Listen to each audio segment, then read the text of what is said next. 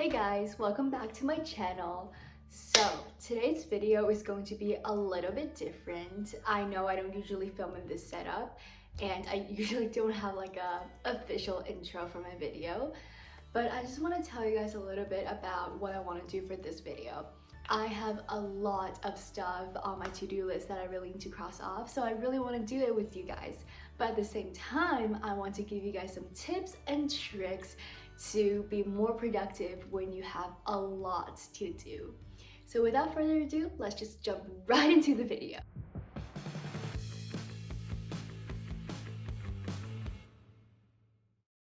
Hi, welcome to my desk where I will be giving you guys my first tip. And the first tip is very straightforward. It's just to keep a to-do list. My to-do list is very messy, so try to make yours neater so you can see it more clear. But when you have a lot on your mind, when you have so many things to do, it's very overwhelming, and that overwhelming feeling leads to more discomfort, and that discomfort could lead to more procrastination for you not wanting to do those tasks. And that's not good. So keep a to-do list so you can see the big picture, and you're gonna realize some tasks don't even take that long. For me, it really depends. Some days I like to get the easy tasks over with and move on to the harder tasks. Other time I want to start my day off with the hardest task, and when I take breaks I'm going to be doing those easier tasks that takes like 5 minutes or 10 minutes to do. So yeah, definitely keep a to-do list. Welcome to tip number 2, and that is put away all distractions. For me, the biggest distraction is my phone. But usually when I do work and when I want to be very productive, I like to turn my phone off. So yesterday I did something very interesting called a dopamine fast. I actually got the inspiration from a YouTube video. I can link that down below if you want to see. But basically what it says is that right now in our society now, we are so accessible. It's just so easy to get a super high level of dopamine all the time. And where do we get that from? Technology. We get that from our phone, from iPads, from, social media, just all of these things. And when our dopamine is always at a high, we're going to feel withdrawal of dopamine when we're doing more boring tasks, such as doing homework, doing work, or just anything that does not give you enough joy. And that's really bad because that leads to more procrastination. That makes you hate the work you do, and you just don't want to do it anymore.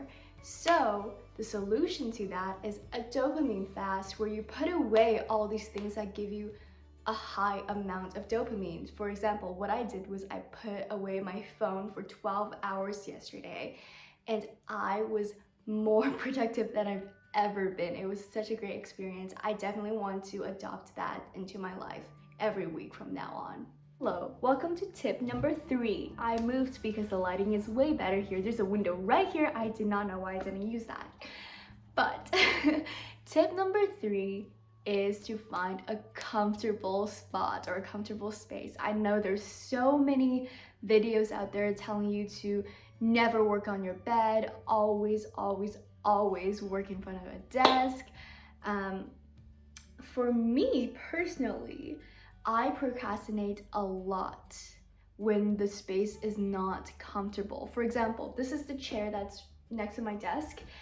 This is where I sit in when I do work, but this is not the most comfortable chair, and sometimes I procrastinate I procrastinate doing work because I'm constantly using the time to find pillows to make this chair more comfortable, or adjusting the height up and down instead of using the time to actually do work. For me, the most comfortable spot is my bed.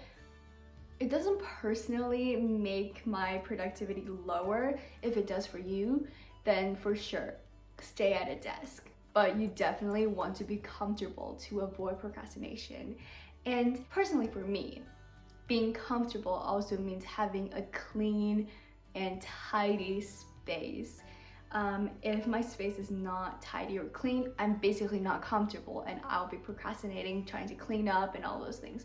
So clean up first, and then get into the work so you can only focus on the work and not focus on anything else. Welcome to my bed where I do most of my work, like I mentioned before.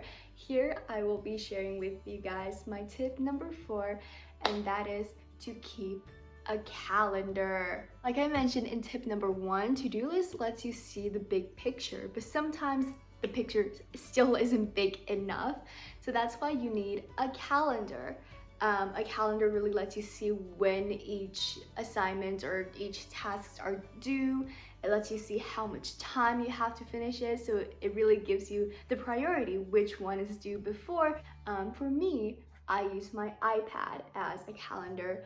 My favorite app is honestly just Apple Calendar. It's amazing, it's really easy to navigate, and it's also on your iPad, on your phone, and on your computer, so it's super accessible. And this is my calendar for this month, and you can see that I have a lot to do next week, and that's why I need to be extra productive now. But I also know which tasks to prioritize. For example, this one is due before all the other ones, so I really need to finish this one before I finish all the rest. So I know which one to spend more time on. I personally struggle with a lot of overwhelming thoughts, which leads to stress and leads to procrastination. It's just a whole cycle going on. And the solution to that is my tip number 5, which is practicing mindfulness. So ever since I practiced mindfulness, I became so much more productive. It really lets you just ground yourself and focus on the task you're doing right now without worrying about anything else.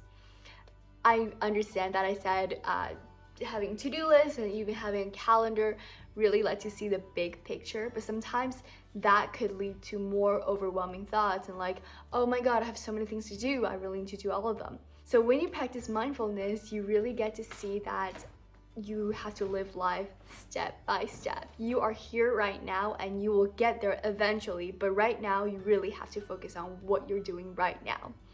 A very easy tip to start practicing mindfulness is this 3-step exercise, and that is to close your eyes, list one thing that you hear, list one thing that you smell, and list one thing that you can touch that's right next to you.